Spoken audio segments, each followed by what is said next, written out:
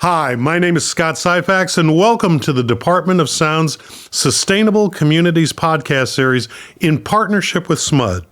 In this series, we embark on an exploration of SMUD's visionary mission and the remarkable individuals and organizations driving positive change in our Sacramento region. Today, we have the privilege of introducing you to two exceptional guests whose journeys and work are making an indelible mark on our community. First, we have SMUD board member Gregg Fishman. Welcome, Gregg. Scott, it's a pleasure to be here. Thank you. All right. And secondly, we are honored to have Simeon Gant, President and CEO of Green Technical Education and Employment, better known as Green Tech. Yes, sir. All right. So, Simeon, tell us, where did the vision for Green Tech come from in the first place? Yes, no, thank you for asking. Thank you for having me, Scott. And, Green Tech, the vision came from a few different kind of spaces, one of which we were in the middle of a recession in 2008. And I recognized that we were going to need some help, especially those who've been already struggled economically. And the help was just to at least find employment. And so my thing was I knew how to do it. Let me teach other people how to get a job.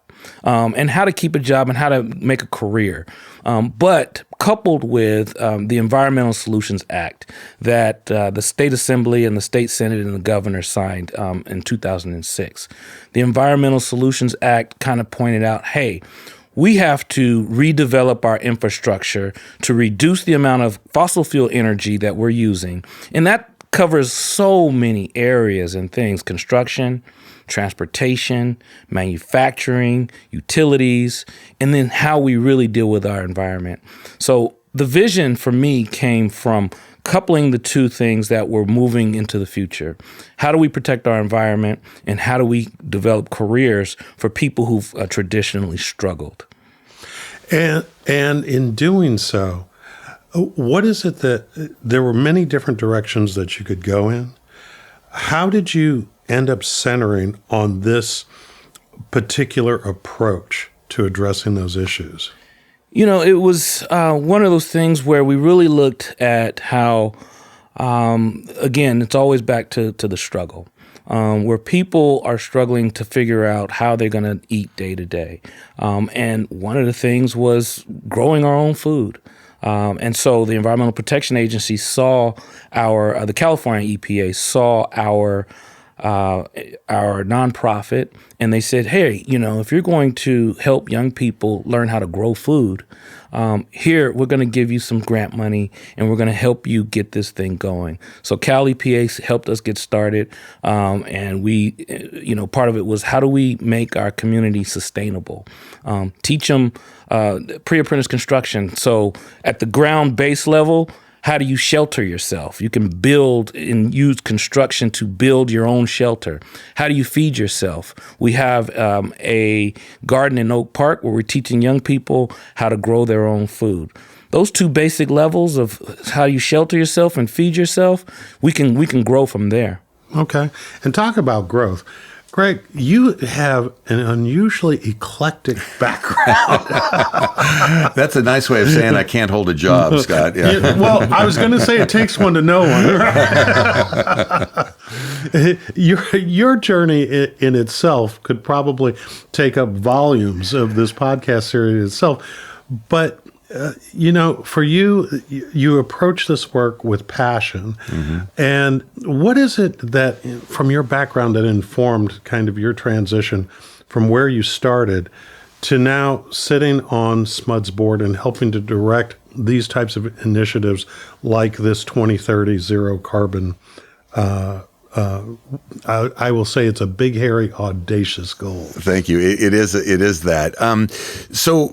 My early career, I was a broadcast journalist. I was covering the state capitol and covering Sacramento for KFBK radio, and as a reporter and an anchor.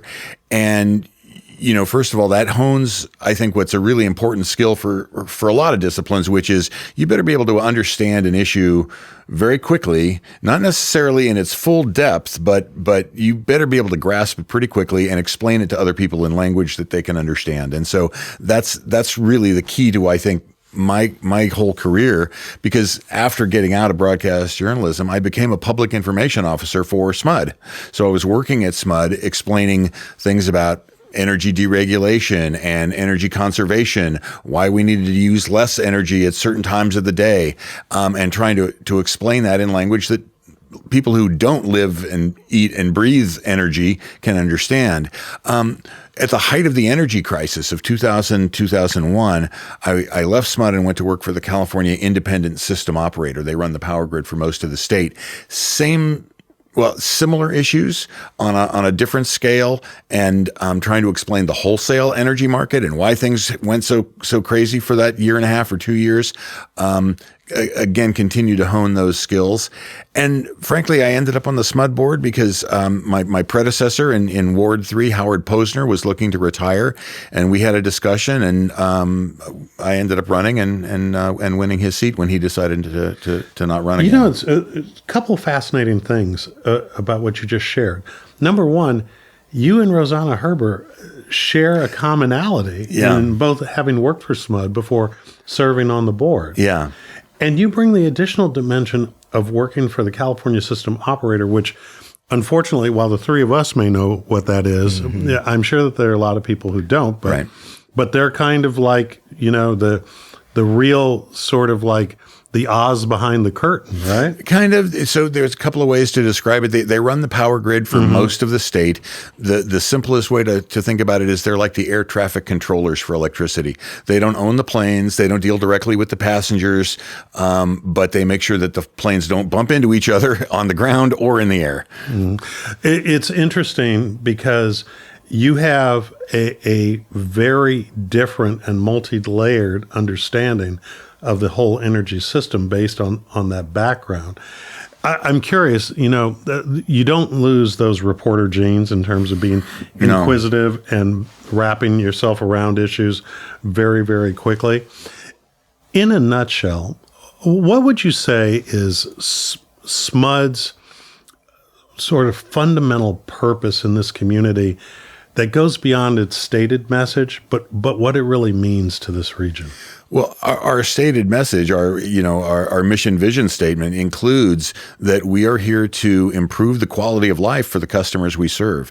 And so that goes way beyond just keeping the lights on. That's job one, right? Keep the lights on. Absolutely. Keep our rates as low as possible because we know that energy is a big part of a lot of people's expenses on a monthly basis. So keep our rates as low as we can. Absolutely. Be reliable. You know, it's not just a matter of, yes, we've got electricity. It's got to be there when you need it as much as possible, given storms and people running into power poles with their cars and things. But it's also about making sure that we're doing this equitably as possible, and to get back to Simeon's role in this, as greenly as possible as we can, doing it with as little impact on the environment. There is no way to generate and transmit and use electricity that doesn't have some environmental impact. There's just, even wind, even solar have some impact. But if we can do that with as little impact on the environment as possible, and specifically now, creating as little carbon as possible, because that is the existential threat, that's SMUD's ethos right there. Right. Simeon, when you were first conceiving the work that you're doing today, what was the unmet need that you were really trying to address? And who were you trying to address that for? Sure. You know, the knowledge and understanding of what this was all about. There was words like green jobs thrown around, right? And people just, what does that mean? And so my goal was to come out and show people and talk to people and inform communities of what these green jobs really mean and what they are. I always tell a story about how when I was young, I had asthma pretty bad. And one day I was riding in the backseat of my mother's car. We were in Los Angeles at the time. And I can see over the horizon of the city of LA this black kind of clouds. And it wasn't a cloud, it was smog, right? And I just thought, this is ridiculous. And is anyone doing anything about it? And, there was really no answer for me at that time, at that age, because I wasn't in college or I wasn't in the legislature or anything like that at the time. But fast forward, I thought, we should be doing something about it. I recognized that the legislature was doing something about it by, again, passing the Environmental Solutions Act. But our communities were not aware of what these new actions were. Our communities were not aware of what carbon footprint is. Our communities were not aware of what an anaerobic digester is.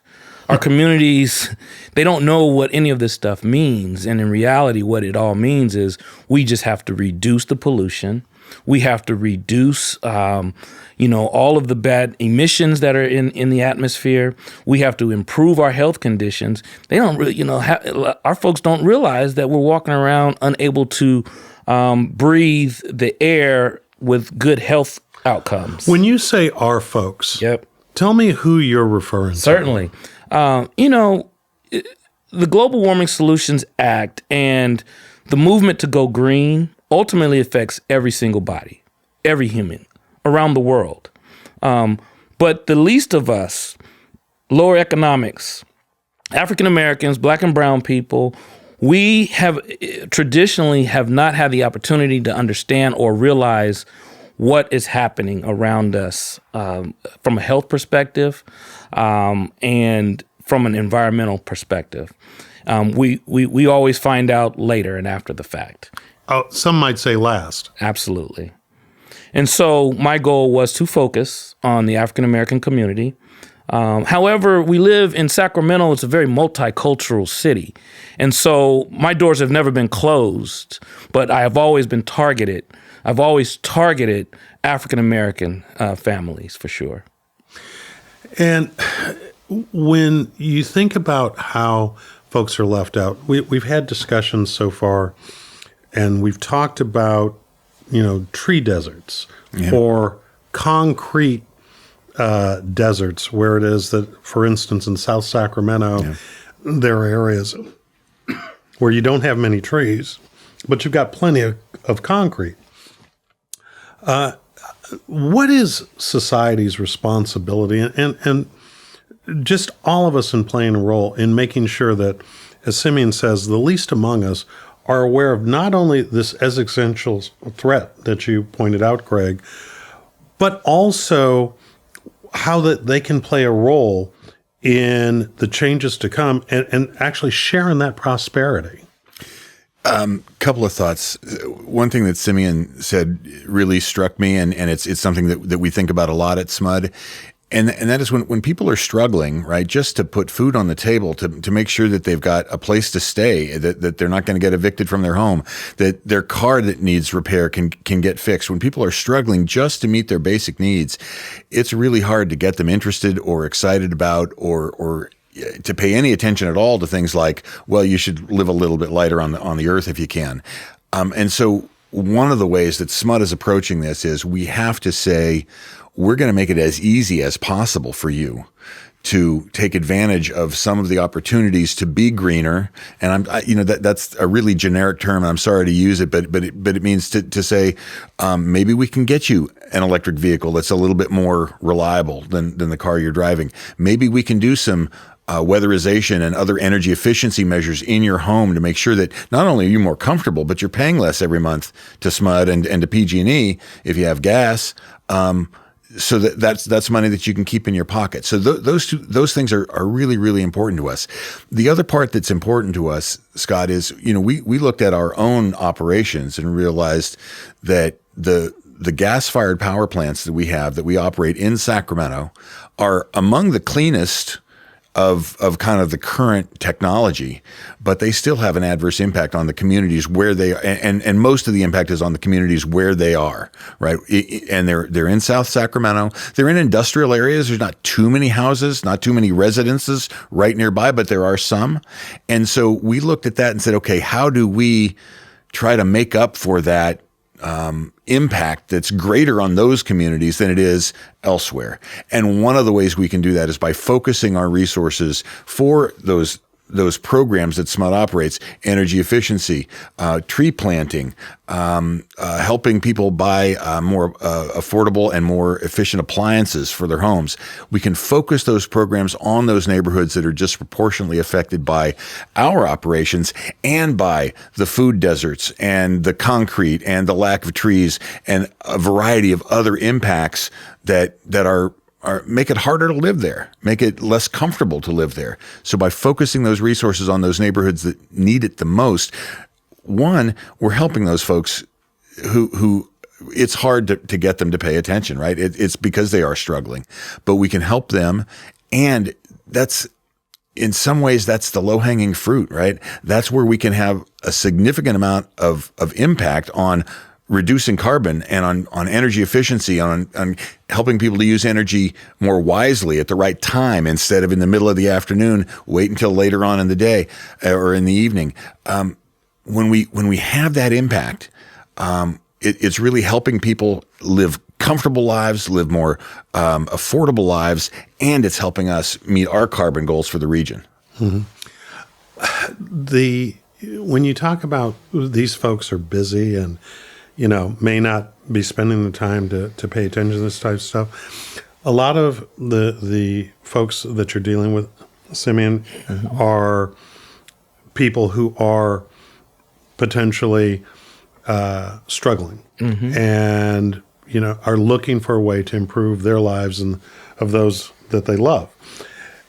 How do you reach them with concepts to discuss these opportunities with them when this may be completely foreign information to them for what is their own life experience or what they're thinking about in sort of their forward-facing, front mirror, and get them actually excited and involved and being willing to take advantage of the opportunities that you've spotted and that you're exploiting for the benefit of others, but just may not be something that is intuitive for them. Sure. Well, as you know, we live in a capitalist society, and, our folks are working class people, right? And they're working every day, and they feeling very much underpaid. And so what I talk to them about a lot is the fact that because our government has recognized that we need to improve our infrastructure, that our government is putting more money into this. And it's billions of dollars coming down. And some of that money is supposed to trickle down, as he mentioned, equitably. And so I get them interested by saying, look, we're going to improve the conditions that we have with our infrastructure by spending money and giving money.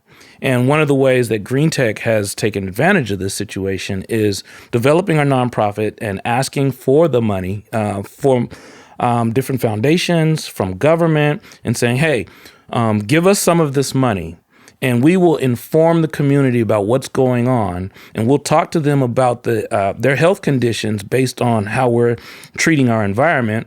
And especially with our students, we'll even give you some money to help mitigate the global warming and climate change crisis that we have going on here. When we say we give them money, so we're also teaching them work ethic. And so they're learning how to work and get paid. Not only are the children or the students paying attention, their parents are paying attention.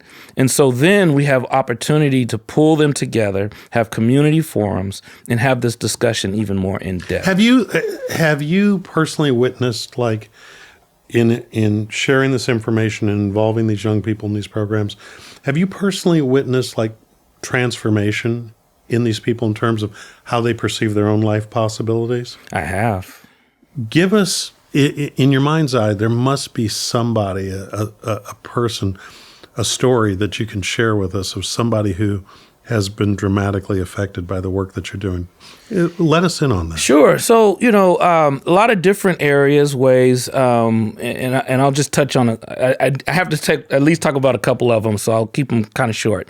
One in particular, a young man who went to what we call court and community schools. He was having trouble in life, juvenile troubles, justice troubles, and he had to do something because he was on probation. And so he he had to look around as to all the different places he could go to. And he saw, and he had been with Green Tech before. We actually had to kick him out. Oh, really? The last thing I wanted to do. Huh. But he was bullying, he was doing things, had to kick him out. He was on probation, and he looked around to see where he could go. Because of probation, you have to go somewhere and do something productive.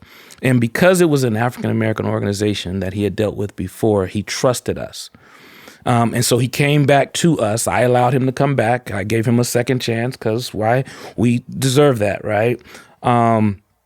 Gave him a second chance. He worked in our garden. He learned how to grow food. He had a good work ethic.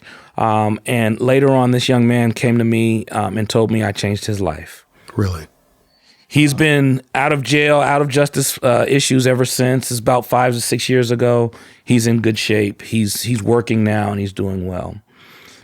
Just yesterday, I took 2 of our former students to San Francisco to do a pitch to a bank, Federal Home Loan Bank of San Francisco. And we did this pitch. One of them was a young lady who worked with Green Tech. Her mom, who's on our board, asked her to come to Green Tech. We were going to plant a tree. She was like, I don't want to plant any trees. I don't want to be bothered with any of that. Ultimately, she did plant the tree. But then we also did something called the Solar Suitcase Project, where the students got a chance to learn electrical circuitry, create light. Instead of plugging it in when the battery died, put a solar panel on it. Right. And so they learned renewable energy. And then we took that light and sent it to Haiti and sent it to Africa, where they would, where the energy and the lighting is unreliable. They were able to use this to use for dentist procedures, and in Africa to deliver babies. She was so in love with this project. She went to San Jose State and just recently got her degree as an environmental scientist. Is currently working for a company called Viola, getting rid of waste from different companies throughout the Bay Area. So it has changed lives. We've had success stories and people who are, still really pushing hard and realizing that I had never thought about doing anything environmental before we brought this to their attention.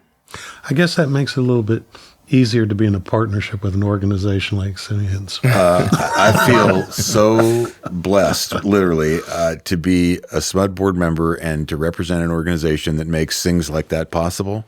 It helps make things like that possible because there's a lot of partners. There's a lot that goes into those stories.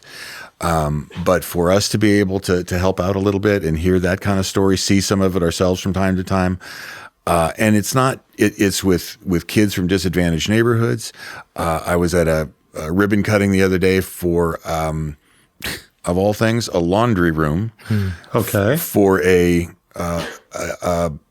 veterans housing project. Not huge, maybe 8 or 10 apartments, I think. But some of these veterans with disabilities were having to schlep their laundry 4 or 5 blocks away to a laundromat. Now they've got their own laundromat, their own laundry room on site. We helped. VOA was a partner. There's some other people. So for SMUD to be able to partner in those different ways, that's really improving people's lives, right? Whether we're helping Simeon take a young man who's kind of going on the wrong path and put him on the right path and really make a difference in his life, or make it so one of our disabled vets can do laundry. In hearing about that, one thing that it does raise for me is ultimately that was a problem of not just access, but also transportation. And you've got some involvement in transportation as well. I do. My day job. So I'm very proud to be a SMUD board member. I've been 9 years or so. I've been for about the last year. My day job has been with Sacramento Regional Transit. I'm the senior community relations officer, learning a lot about transit and how it works, but also helping to extend SAC-RT's reach into various communities, trying to improve service where we can, at least listen to people and try to understand what their needs are, and translate that into action where and how we can. And also, frankly, there's an awful lot of overlap. Well, that's where I wanted to go, which is you've got a unique vantage point because of having feet in those two different worlds. Give us a kind of your view on how sustainability and energy connects up or interlacks with transportation. Yeah. So at the same time that SMUD and other utilities have a state requirement to be carbon free by 2045, SMUD's own goal is by 2030. So we're accelerating that a little bit. Transit agencies have a similar goal, and it's phased in over time. We have to start purchasing zero carbon emission vehicles, buses and things for fairly soon. And then by 2040, we have to be completely carbon zero. So for SAC-RT, that means replacing over 600 vehicles. And not only do we need to replace the vehicles, but now we need to find a way to fuel them or potentially to recharge them if they're electric. And we're in the process of studying that now. And SMUD and SAC-RT work very closely together to say, okay, if we're going to have this charging station for maybe several hundred buses, where's a good place to put it? Not only where is there enough space, but electrically speaking, where on the grid could we put it where it makes sense, where we're not going to have to, maybe put in a new transformer or a new substation, or if we do, where there's room to make that happen as well, space to make it happen. So the two agencies are in very close partnership trying to figure out how do we decarbonize transportation, do it most efficiently. I'll tell you too, so there is something called the 4-agency partnership. So it's SAC-RT and SMUD working together with the Sacramento Air Quality Management District and SACOG, the Sacramento Area Council of Governments. So we're all 4 agencies are working together trying to figure out how do we do this to the region's advantage. How do we make it happen faster, better, in the right place? How do we pull down state and federal grant funds so it isn't all borne by the local region to the extent possible? And how do we make it happen, again, as best as we possibly can? Now, does this have any relationship to this thing that I've heard about called the mobility hub? So, well, there are two things. If you're talking about the mobility hub, that's Simeon's project, but then there's also the California Mobility Center. Okay. But why don't we talk about the mobility hub first? Sure. So, Green Tech, we created what we call the mobility hub, right? And basically, it is a parking lot in Del Paso Heights where we've installed electric vehicle charging stations. And the goal there is... But these are for cars, not for buses, though. Correct. Okay. These are for electric vehicles, electric cars, for the most part, and for the community usage, right? We have multiple uses at that location. One use is for people in the community who actually have electric cars can pull up, charge their vehicle, and move on, right? A lot of these folks don't have charging stations in their homes. And as we've noticed, more and more people are actually driving electric vehicles. One of the concerns early was that, people in Del Paso Heights don't have electric cars. But that's changing regularly. Our governor says that no more gas-powered vehicles will be manufactured in California after 2035. That means there's going to be more electric vehicles on the road. That means that they're going to be more and more affordable. That means people in Del Paso Heights are going to need a place to charge their vehicle. And so we've created a hub for them to be able to do that. We've also partnered with Breathe California and Sacramento Metropolitan Air Quality Management District to be able to pick up people and take them to their destination, because we know that working class people have a hard time getting from place to place for various reasons. It's true. Mm-hmm. So we're a hub to be able to assist with micro transit, and we recognize that RT does similar work. We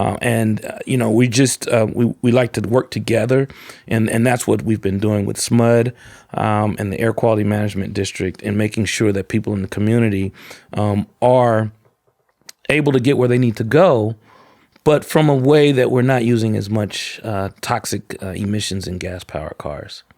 So let's go back now to this mobility center, the other mobility. Right. So the California Mobility Center is kind of a think tank is not quite right because they're actually hands-on making stuff and building stuff, but it's an agreement between SMUD, Sac State, UC Davis, Los Rios Community College System, a few other partners to create a place, a center where people doing research and development and prototyping of new electric vehicles, new autonomous vehicles, other types of mobility can come together, and there's a place where they can actually build a prototype, where they can test that prototype, and where they can make tweaks to it, and hopefully that's going to be a jump start for the Sacramento region in some of the jobs. The people that Simeon is training right now to do solar panels and other installations may end up working on electric vehicles. Yeah, one of our students has left us to go to the mobility center to be able to get training. Yes, yeah, he wants to be an engineer. And we've sent him over to the mobility center, and he's been working closely with them and advancing. So this is a place for students to learn. It's a place for our region to grow jobs. It's think of it, in the same way that Aggie Square is being developed near UC Davis. Thank you, UC Davis for biotech. Think of the California Mobility Center as being developed for advanced mobility. It's great to hear the story, the success story about one of your students going over to the Mobility Center. A concern that many people have is that ultimately the best jobs, the prosperity creating jobs, are all going to go to the neighborhoods and communities that they typically have gone to historically. And so hearing that success story really is heartening. How do we platform that out and make that bigger so that your one student is 100 students? Sure. Well, what is it? What's the typical path, and what more needs to be done? Yeah, it's always about the scale up, right? And how do we do better and gain more successes?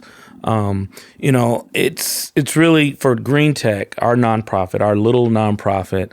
As long as we're getting more and more support and partnerships and organizing what we're doing, I think that we can grow by providing more resources. And, ultimately it's about the people who are actually doing the work. And at Green Tech, the people who are doing the work, there's just not that many of us. If we can get more people, which again takes more resources, funds, and kind of build out our little organization to a bigger organization, we can then bring in more young people and train and prepare them. We need more facilities. Green Tech needs more facilities. Green Tech needs more equipment. We need more staff. We need those things with all the like mind to understand what the mission is, and who our target goals are. And so that it's just about scaling up, and it's just about more help. SMUD has been very helpful. Ultimately, say 10, 15 years from now, okay? How would you measure success? If 10 to 15 years from now, you were ready to retire to that desert island that the community bought in your honor. Gregg can come visit, every once in a while. Yeah. But you look back and you say, I've fulfilled the vision. What would that vision look like? Yeah, you asked a tough question, Scott. It's tough because, every day when I see young people succeeding and the light bulb goes on, for me, that's a success. The light bulb has gone on. But I do want to see more of our young people who are working in these fields. And I just want to, for me, the moving of the needle means that employment is increased among African Americans, Black and brown. To me, when I see the needle is moving, when our health conditions are better, and we're have less people going in the hospital for diabetes and obesity and all of these different heart conditions and all that sort of thing. Those are the things that, for me, because it's all about data, really, and we're seeing folks that are suffering and dying prematurely. I want to see that improve. But I think to do that, that does require an organization like Green Tech to have a building, to have space, to be able to hire a lot of people and train even more people in this area of reducing climate change and reducing global warming health effects. SMUD has been a great partner for so many organizations like Green Tech, but we know that you can't do it alone, right? I mean, as mighty as you are, okay, there are limits, right? Yeah. How do you envision in the future leveraging the support and the vision that you all have in lifting up and empowering organizations like Simeon's in order to do further work? What's the next vista, the next horizon? So let me use a couple of electrical analogies, right? Because that seems appropriate. First of all, it's about connections and it's about balance. And so in energy, everything's supply and demand has to be in exact balance, right? If there's too much demand and not enough supply, bad things happen. If there's too much supply and not enough demand, bad things happen. So SMUD and other utilities like us, we're constantly balancing the supply and demand of energy so that it's always at that right balance. And we're also all about making connections.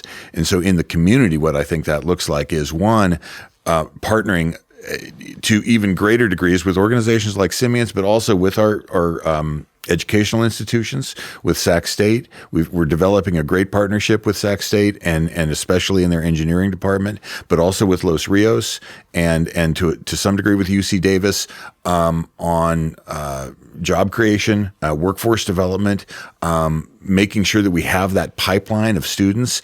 And in the balance side, it's doing everything we possibly can to make sure that workforce of the future looks like our community.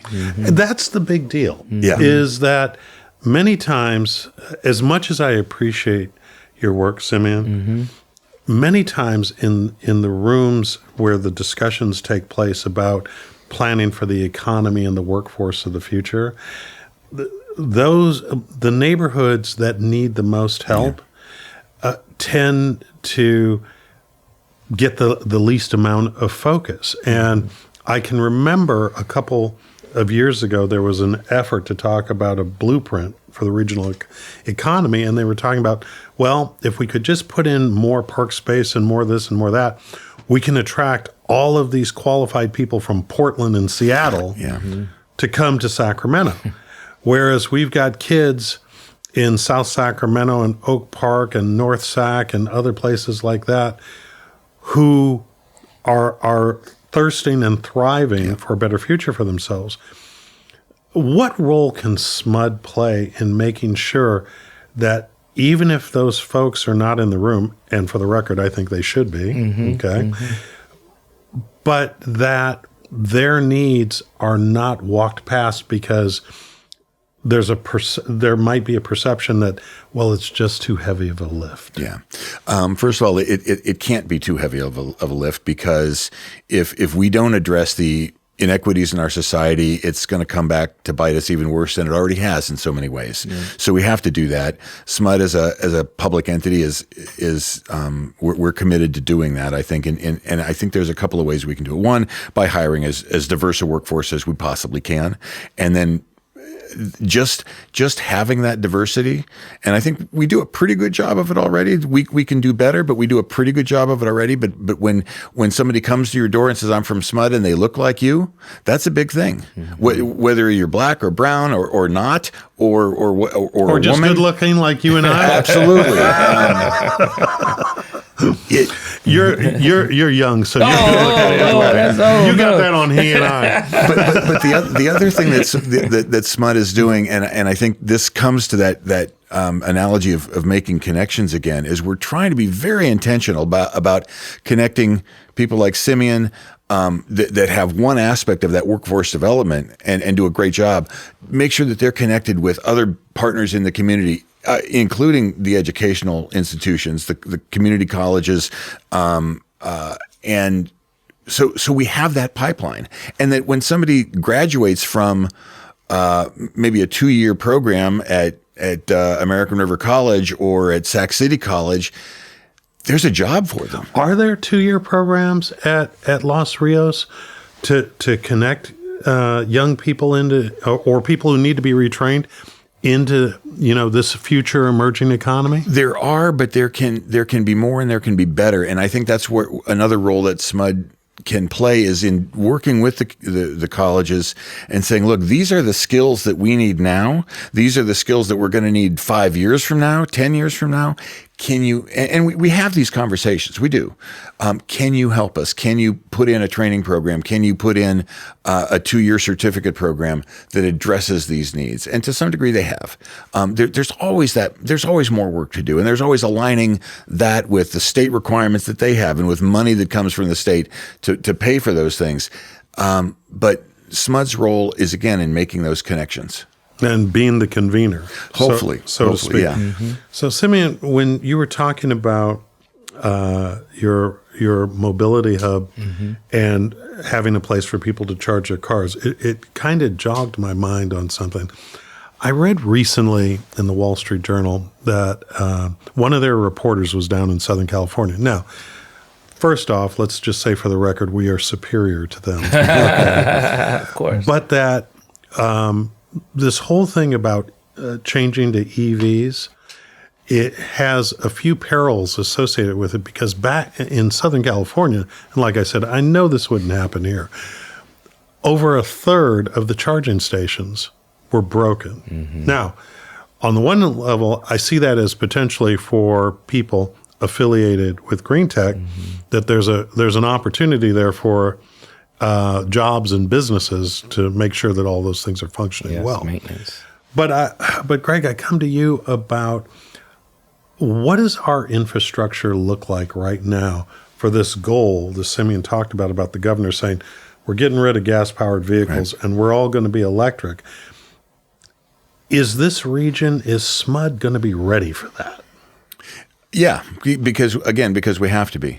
There is no other alternative. Now, it's not necessarily going to be easy, and there's some hurdles. Absolutely, one of them is the workforce and finding enough people to go out and fix the broken chargers and so the work Simeon is doing is absolutely critical to making sure that there's enough people who have the knowledge and the ability and the tools and the skill set to go do that work and get paid for it and make a decent living doing it. I hope they create some companies too. Exactly. Yes. Oh, we're doing entrepreneurship. Okay. Yes, we are doing that training. We'll get back to yes, that. Indeed. Okay. Will we have enough electricity? I mean, I think people ask me that, right? Well, when everything's electric, what is there going to be enough?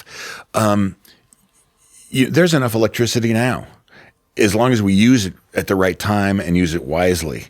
And so, will we need to continue? And part of our 2030 plan includes building, more wind, more solar, more battery storage, so that we have that energy when we need it, not just when the wind is blowing or the sun is shining. It includes some other kind of interesting technology so that we can keep some of our gas-fired power plants running, potentially either using another fuel, potentially hydrogen that doesn't create the same carbon emissions, or with a carbon capture and sequestration system on a power plant. So we're exploring all of those things.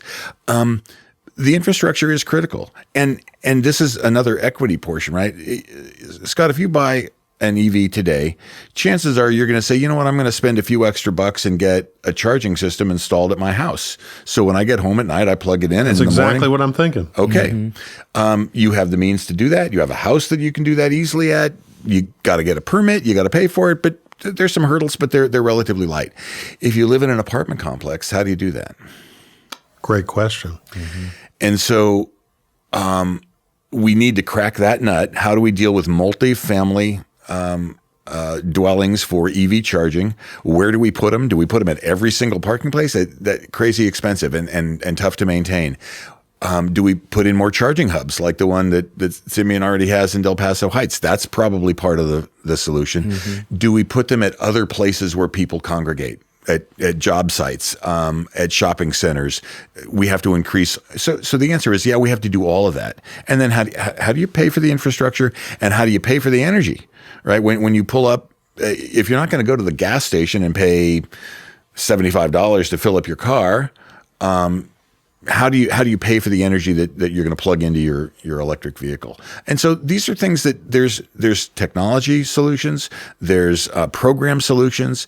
It's a matter of integrating it all into something that works, and not forgetting the equity part, because we absolutely have to bring along people who don't own their own home. Mm-hmm. I have to go a little bit deeper on this, because you raised something about all of the different energy sources and all that. How do you respond to those, Greg, who say the whole movement toward EVs actually creates more pollution than it saves? Because I've read news reports that says, well, they're using, coal-fired plants in order to generate the electricity that are ultimately going to these zero-emission vehicles. So is it left pocket, right pocket, and just a wash after all?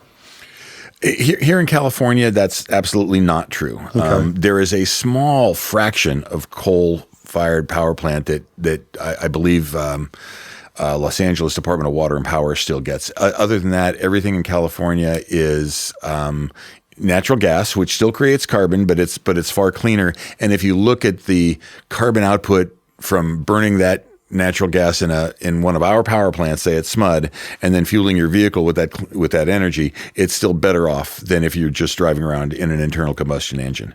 Obviously, there's a lot of variables there, right? How big is the car? How big is the engine? How much, how do you drive it? There's lots of variables, but it's still better.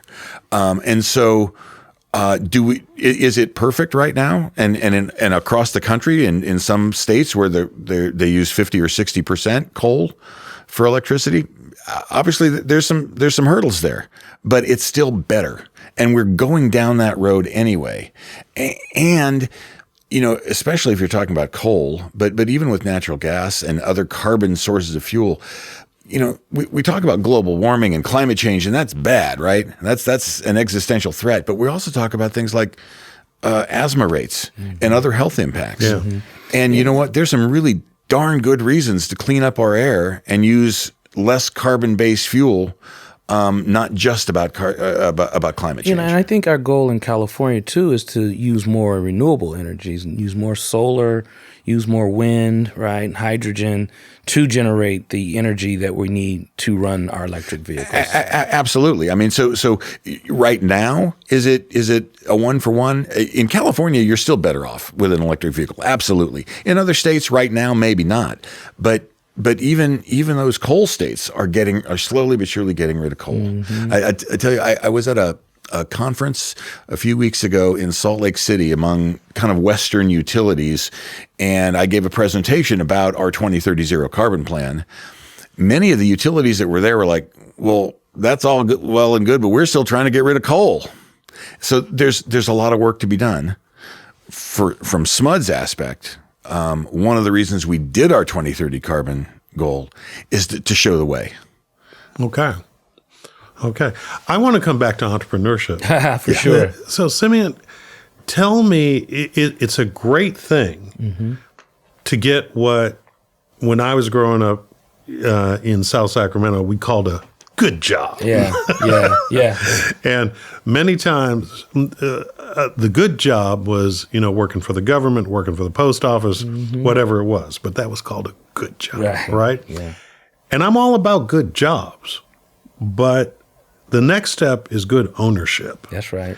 So what role does Green Tech play, not only in preparing young people and people who need to be retrained for good jobs, but hopefully moving them, at least some of them, into the place where they're giving good jobs, not just having good jobs. Writing the checks. Yeah. Right? One of the things is that Green Tech, while we have a lot of real smart young people, we also have, and they're smart as well, but some of them who have gone through this juvenile justice system as well, some of these young folks. And when I look at those specifically, where we train them, prepare them to get a job, go to work, because they've been through the system, they won't get that job. Right. And so I tell them, look, and they're not going to college, strike one. They can't get a job, strike two. I said, you're not striking out. You can run your own business. right? And you can run your own business, have your own job, you create your own job and create jobs for other people. And so we have actual training to have that kind of mindset of entrepreneur. How do you create your own job? How do you do all of this on your own? And recognizing that there's many aspects to running your own business. We have that training every Saturday morning, entrepreneurship training, and we let them know. And I like to serve as an example, right? I'm a small business owner. It's a nonprofit, but I have to go through all these different aspects of, taking out the trash, to organizing all of the employees, to running the books, right? Or hiring people to do all those type of different things. And my students who are young think, well, Simeon's doing, he's got his own business, but they don't recognize all these different things. And I let them know and I show them, you got to see all these different parts of running a business. And so one of the things that we've done recently is taking our students on a trip to Lake Tahoe to do like a Shark Tank presentation. Really? And it's been fabulous, right? Because you get them out of, so they train and prepare here in Sacramento for it for several months. And then we take them out to Lake Tahoe and they're like, okay, we get a chance to get out of Sacramento, get an overnight and all that sort of thing. And then they do a presentation amongst several business owners who are in Lake Tahoe who've actually invited us to come do the Shark Tank presentation. So we have different strategies to really get them to think outside the box and be able to understand. We also have financial literacy classes. We do have mental health classes for our young people. We're trying to just make sure that we're covering all the bases for them. But entrepreneurship training is a big one. Wow, that is really something. Simeon, I met a young man some time ago, and I can't remember if he was from through a Green Tech program or maybe somebody else that we work with. But Scott, he had gone through a training program to learn how to install solar panels and solar systems, and out of that realized, somebody's got to wash these panels. Right. Was he one of yours? We've done that, yes. Okay. And he started a business washing solar panels, and at least the last time I talked to him, he had hired people, he had expanded his business, and it's something that you wouldn't think about, but they, especially during the summer, and especially if we've had a bad fire season and they get a lot of soot and ash on them, they need to be cleaned in order to be as efficient as possible. So, relatively simple process, but it's a good business. That is a great success story. Yeah. That is a great success story. Well, as we come to the end of our time together, I wanted to ask both of you. Both of you could be in any other part of this country or the world doing what it is that you do, but we're lucky enough to have you both right here. When you bring people to town that you like, that you care about, and you want to give them sort of a taste of the reason that you love Sacramento and that you're here, where do you take them? And I'm curious about that. And Gregg, I'm going to start with you. Well, if it isn't Mulvaney's building alone, right? I'm wearing a lot of Mulvaney's. Yeah, so am I. I think it's the American River Bike Trail. And I say that I'll mention one other affiliation. I just joined the board of the American River Parkway Foundation. But so I came to Sacramento. I grew up in the North Bay. Came to Sacramento to go to Sac State. Pretty much never left, and I've lived on or near the bike trail since 79, and it is such a gem for our region in that. It provides outdoor recreation. It provides a mobility, right? It's mobility for some people to commute without creating pollution or any other negative impacts. And it's just a little bit of the natural world that runs right through the heart of our city. If there's a slice of heaven along that bike trail, where is it? Your favorite part? Oh gosh, I live pretty close to the William Pond recreation area, kind of east of Watt Avenue, and it's pristine and it's sublime. And there's parking lots and there's some developed park area there as well, so it's accessible. The bridge that goes across to Riverbend Park is there, and it's just you're 5 minutes from home, but a world away. Transported. Yeah. Simeon, what That's about a tough you? question again, man. First thing that came to my mind was Bombay Bar and Grill. But hey, You're talking my language. I don't know, but similarly, there is a trail in the Pocket area, actually, in Greenhaven Pocket area, and I like to walk. I'm a walker, and folks want to kind of come out and walk with me, and I like to do that. I guess the second place is the Is Green that Tech Garcia Garden. Bend? It is talking? Garcia Bend, Okay. absolutely, yes, indeed. But also the Green Tech Garden in Oak Park. I like to take people out there and show them what our students are doing in terms of growing their own food, growing vegetables, and have that conversation about what aquaponics is. We have an aquaponics system in our greenhouse, and just kind of talk about, really, meditate in the garden. Sounds good. Yeah. I feel more rested already. You see? There you go. Well, gentlemen, thank you both very much. We appreciate your contributions to the region and wish you much success in the years to come. Thank you, Scott. All right. And Simeon, thank you for what you do. Oh, yes. It's important. I want to thank you and SMUD, too. It's a good partnership, and that's how we're going to move the community upward and onward. Absolutely. Well said. As we wrap today's episode, remember that together we can shape a brighter, more sustainable future for Sacramento and beyond. The journey to a zero-carbon world is not just a vision, it's a commitment that each of us can contribute to in our own unique way. I'd like to thank SMUD for their support in launching this podcast series, and I'd also like to express our gratitude to the Department of Sound's John Hamilton and his team for their exceptional work in producing this podcast series. I'm Scott Syfax. Thanks for listening, and see you next time. Good day.